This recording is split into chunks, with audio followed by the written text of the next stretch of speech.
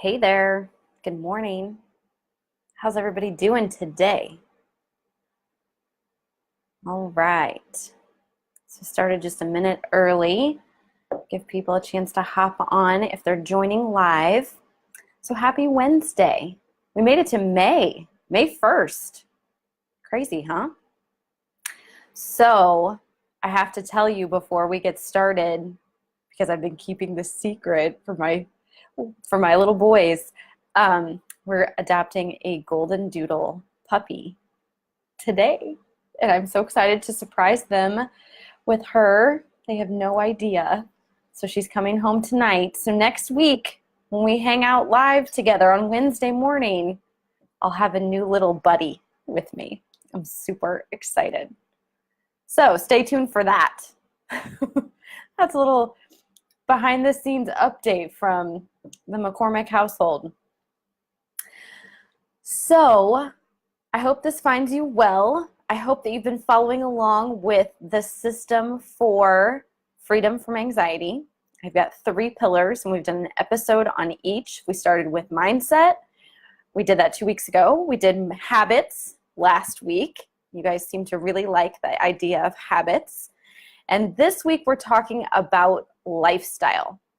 So the podcast went live this morning, and can I please do a shameless little, please go out to wherever you listen to your podcasts, subscribe, rate, review, all that good stuff. I try not to say that too often, but it of course helps the podcast move up. It tells iTunes and whoever that this is good content, people are loving it. So I would be forever grateful if you would subscribe, rate, and review. That would be awesome. But okay, so lifestyle. There are 8 elements to the lifestyle pillar, and you'll notice that this week's podcast is a little bit longer because of that. I made a cool cheat sheet for you, so if you're interested in grabbing the cheat sheet that has more than what we're going to talk about today, because we're not going to do an hour-long Facebook Live to reiterate the podcast, right? But if you're interested in the cheat sheet, which will tell you how each of these elements ties back to anxiety and how these all help to relieve anxiety if we are using them in the right way, you can grab that. It's free. They're all free at kellyhanlonmccormick.com/podcast/13. The podcast is officially a teenager. She turned 13 today. So, okay, so let's just dive into it. So when we talk about lifestyle, what I mean about when I say lifestyle is not the lifestyle you're accustomed to, like how much money you're spending, although we get into that. It's not about houses or cars or boats or vacations or any of that stuff. What I'm talking about when I talk about lifestyle is the way that you live your life day to day, right? The things that make up your life, the things that you do pretty much on a daily basis. And these are things that for the most part, well, it depends. There's 8 elements, right? And I think it's a rare person. I think it's a very committed person who's consciously aware of these 8 elements every single day, right? Most of us are pretty good in 1 or 2 of the areas, and we may even have half of them kind of on lock in good routines or good patterns.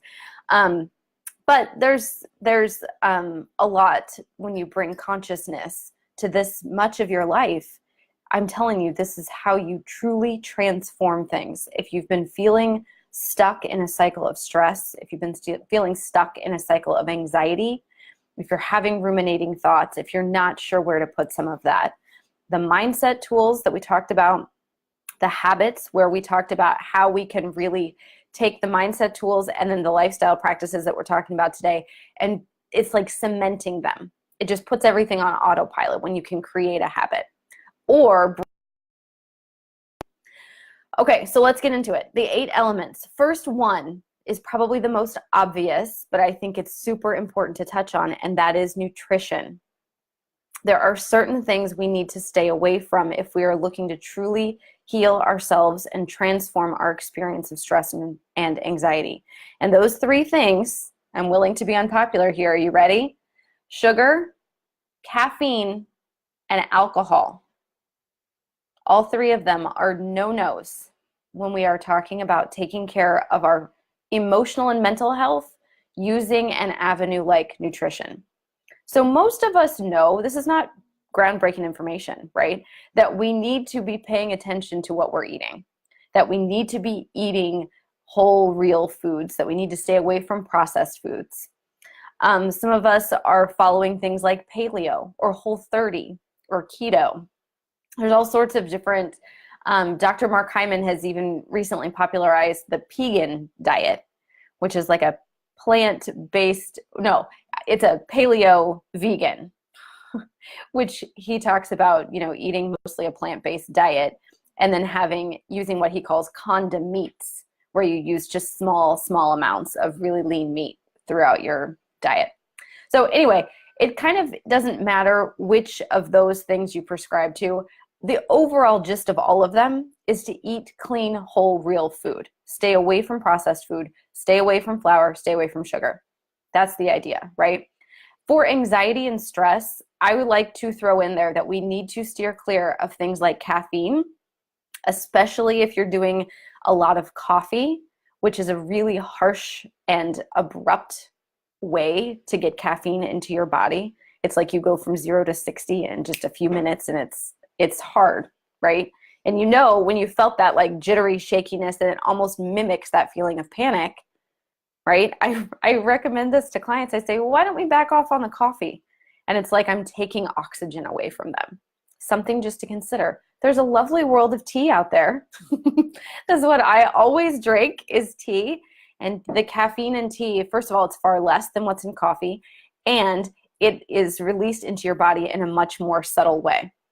So I'm going way down the rabbit hole with this whole nutrition thing, but caffeine, sugar, and then alcohol. Guys, can we talk about alcohol? We're going to do a whole episode, probably a series of episodes, on alcohol and anxiety and why this is a horrible idea. Alcohol is a neurotoxin. There is nothing good that comes from drinking alcohol. I don't care what the studies say about how there's antioxidants in it or how it prolongs life. No. You can find all of that in a nutritious whole food diet. 100%. Nobody needs alcohol in their life, for sure. So if you're really struggling with stress and anxiety and you're really interested in going hardcore, I would love to chat with you about giving up alcohol and caffeine and sugar. I know none of them are a joke to give up. So that's the nutrition piece. That is the first element of the lifestyle pillar. You kind of see where we're going with this, right?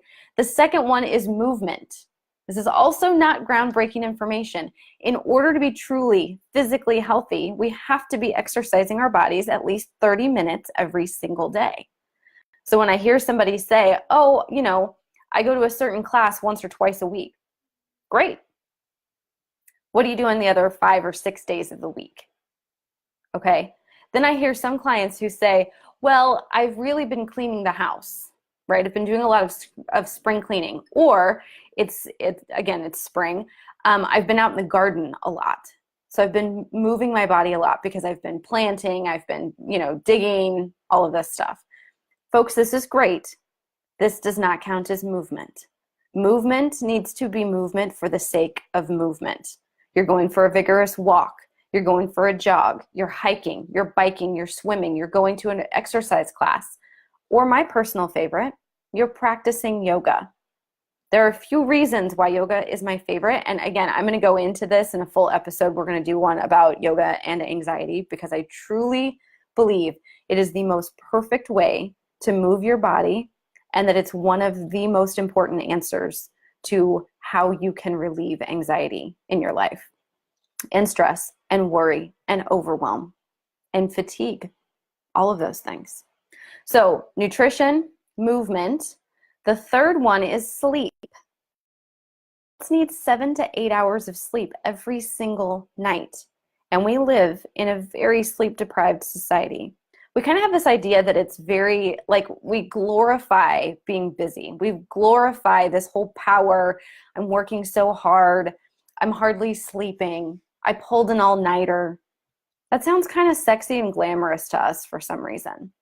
But I'm here to debunk the myth that it is ever okay to skip on sleep.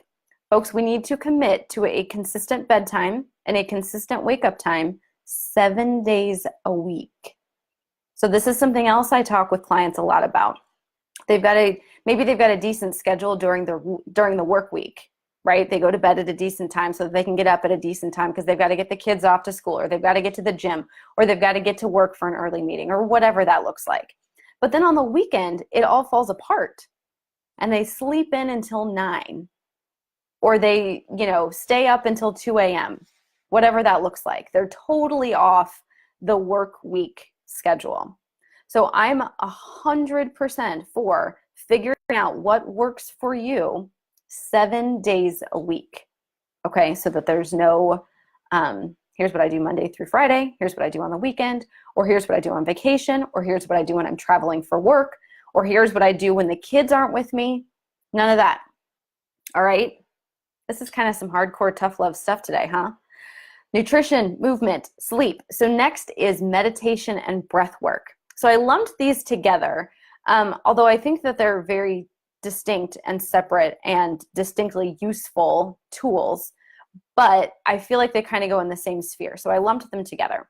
So meditation has been enjoying this newfound kind of popularity. It's becoming kind of cool and trendy, which I think is great, because one of the best things that has arisen out of that popularity and out of the fact that we've got this fantastic technology in the year 2019 is that there are all of these meditation apps out there. And I tell people who say, I don't like to meditate, I don't know how to meditate, I don't know what to do while I'm meditating. It's just like if people say, oh, I don't like tea. I'm like, oh, we just haven't found the right cup of tea yet. There are so many different kinds. Meditation's the same way. If you have felt like you don't know what you're doing with meditation, or that you don't like it, or that you've been intimidated by it, or that it seems weird or off-putting, we just need to keep changing it up until you find the right kind of meditation. There are so many different kinds.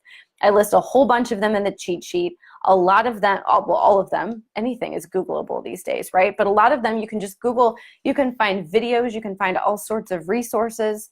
But there are some great apps. I also list those in the cheat sheet. 4 of my favorites. All of them have free content. So it's not even like you have to pay for it. You can, of course, upgrade, and there's bonuses if you do pay for it, but it's not necessary. There's so much great free content out there. This is whether you're brand new to meditation or whether you're an expert and have been meditating for years. So I highly recommend meditation on the daily. Breath work is another really fantastic tool. So the book, Meditation as Medicine, Google that, look it up on Amazon. It's a fantastic book, so much research about how we can use not only meditation, but also breath work to literally shift our biochemistry. You can change the chemistry of your blood by consciously controlling how you're breathing. So just super quickly, and then we'll kind of go quickly through the rest of them. When your body is in fight or flight, right? You're feeling anxious, and your body is responding with the stress response, and you're in that fight or flight mode. Your brain dumps a whole bunch of hormones into your bloodstream. 2 of them that you've heard of, adrenaline and cortisol, right, are in this mix. When you consciously slow down your breathing, you are using your body to send a message backwards to your brain to say everything's okay, we can calm down, the danger is at bay, and you can literally shift what's going on in your bloodstream by slowing your breathing down and communicating to your brain, using your physical body to communicate to your brain that the danger is gone, there is no threat. There probably wasn't a threat in the first place, right? You were probably just at a PTA meeting or a work thing and freaked out. That's what happens to me. You're using your physical body to communicate to your brain, let's slow it down on the hormones, let's reverse this stress response, now we can move into rest and digest. Isn't that fascinating and fantastic? So check out that book, Meditation as Medicine, but just know that breathwork techniques are out there. There are so many of them. I mentioned a few of them in the cheat sheet and how to access those. So pick up the cheat sheet. All right, so next, element-wise, is relationships. So something we have to pay attention to is who you're Like, think about your partners. Think about your kids, your relationship with your kids. Think about the rest of your family, in-laws, extended family, family that's in town, family that's out of town. Think about your friends. Think about your neighbors. Think about the people that you spend a lot of time with, whether that's coworkers, whether that's neighbors, whether that's family. Think about who you spend a lot of time with. That's going to give you an inkling, right? What's going on for you. People will say, I don't know why I feel so terrible. I don't know what's going on with me. And then we start digging into, like, maybe there's a really toxic friendship, or maybe there's a really unhealthy power balance going on between a married couple. Stuff like this, of course, affects us. It, of course, triggers us. So using mindset tools, we can clean all of that stuff up. We can look at things like boundaries. We can look at things like unconditional love. We're going to do a whole relationships episode too. But relationships are important to pay attention to. Make sure that you are surrounding yourself with people you find amazing, and that the people that you're with also find you amazing. That is one of the best gifts you can give yourself, right? So next up, finances. Paying attention to your financial health. So a lot of times when I'm talking with people around about anxiety, they'll have either nutrition or their finances completely on lock. It's totally working for them. They're super clean there. They know exactly what to do to take care of themselves. They know exactly what they want. They meet or exceed their goals. They're just like dialed in, right? And so I use those as examples, like, okay, we're going to cross-pollinate that skill set into how you're living with anxiety, into the stories you're telling about anxiety, into how you're experiencing anxiety. So financial health is another really, really big one, that if you've got something like nutrition dialed in, or your sleep schedule dialed in, use that and say, okay, how am I treating my finances? Do I have similar thoughts about my financial health? I tell you what, there's so much stress and anxiety that comes out of personal and professional finances. Professional meaning like entrepreneur type people. Personal finances for sure. So paying attention, here's just a hint. Look at the belief systems and the thoughts that you have about your financial past.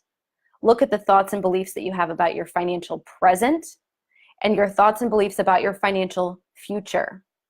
Think about how you're earning money. Think about how you're spending money. Think about how you think about money. Think about how you talk about money. Think about how anybody that you're interacting with, how you guys tell stories and communicate about money, right? What is your idea about money? So really cleaning all of that up is so good. That's such great work to relieve stress and anxiety. So kind of related but different is career. That's the next lifestyle element. There are so many people who feel as if they are stuck in a job. Some people have the golden handcuffs where it's like, oh, but I make a good living. I don't have much to complain about. But they kind of hate the industry, or they kind of hate their boss, or they're kind of miserable climbing the corporate ladder, right? Looking at how you're making your money, and looking at the whole, like your career in general. What's the culture of your work? What are the expectations? What does the travel look like? Do you have to travel? Do you get to travel? Do you want to travel? Do you not want to travel? What are the hours? What are the demands? What's the atmosphere of your office like? Looking at all of that and really making sure that that works for you and that that supports you and serves you is huge. This is one of the ones that I get the most kickback from. People will say, well, I have to do this. I have a house. I have kids. I have a car. I have to do this job. Like they don't have a choice. Guys, there are endless ways to earn money. There are endless career options, even more so because we are lucky enough to live in the time that we live, where it's amazing what you can do with a laptop and an internet connection these days, right? So look at your career, really cleaning up your thinking there, right? Career is a big one. Okay, so last, best is last, always, right? Joy. Now, when I talk about joy, I'm not talking about quick and dirty pleasures. I'm not talking about things like a bite of chocolate cake or pushing buy on it when you're shopping on Amazon Prime. Those are not the kind of joy things that I'm talking about. Those are quick and dirty pleasures. Sometimes those are necessary pleasures. Not so much the chocolate cake. Sometimes you're buying something on Amazon that just makes sense. Sometimes you're buying something on Amazon that gives you a quick dopamine hit, and then you're going to feel like, ooh, I want to do that again. Let's buy some more. Let me go over to Netflix and find something. Let me have a glass of wine. How about that chocolate cake, right? Those are quick and dirty pleasures where we're seeking immediate gratification, where our brains are looking for that immediate dopamine hit. When I'm talking about joy, I'm talking about long-term, truly nourishing goodness in your life. Things like hobbies, activities, volunteering, things like that that you really, really love and that may not give you immediate gratification. They may not even really be fun in the moment, right? I've got a client right now who is a devout piano player. She's been playing the piano for 40 or 50 years. And we are really working on cultivating a practice of joy around bringing the piano back into her life in a really meaningful way.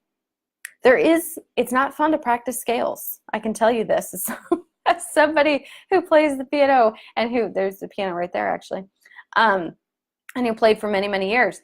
It's not fun to practice scales, right? But there's this sense of joy in immersing yourself in an activity that you love so much. So that's the kind of thing that I'm talking about when I talk about joy. If you're looking for things like shopping or food, or if it just smacks of unhealthy, quick and dirty stuff, that's not what we're after. So joy is the last important element of the lifestyle pillar. So I hope this was helpful. I go into way more detail in the podcast episode, which is why it's a little lengthier than most. I'll try to tone it down next week and reel it in so that it doesn't go so long, but it's a good episode. And I do bring in how all of this really affects stress and anxiety. And the cheat sheet also goes into some of that detail. So like I said, in the coming weeks, we're going to dive into the lifestyle elements and look at how each one truly pertains to stress and anxiety and what the work around each lifestyle element could look like and how you could start thinking about them, really bringing in those mindset tools to apply to the lifestyle elements so that you can bring all of this full circle. Sound good? Okay, so come grab your cheat sheet, kellyhanlonmccormick.com/podcast/13. Hi, Selena. Good to see you. I just saw your like. And like I said, download episode 13 of the Transforming Anxiety podcast, wherever you get your podcasts. And please be sure to subscribe and rate and review. It helps get this work out to people who need it, the people who are searching for freedom from stress and anxiety. So you can help me out that way. I would deeply appreciate it. That's it for today. I hope you have an awesome rest of the week. I'll have my little sweet golden doodle here with me next week, so that'll be a fun episode. And I will see you at 11 a.m. Central every Wednesday. I'm not sure which lifestyle element we'll start with. Maybe we'll start with nutrition and just go down the list. But we'll start into that next week. All right, everybody take care. I'll see you then. Bye for now.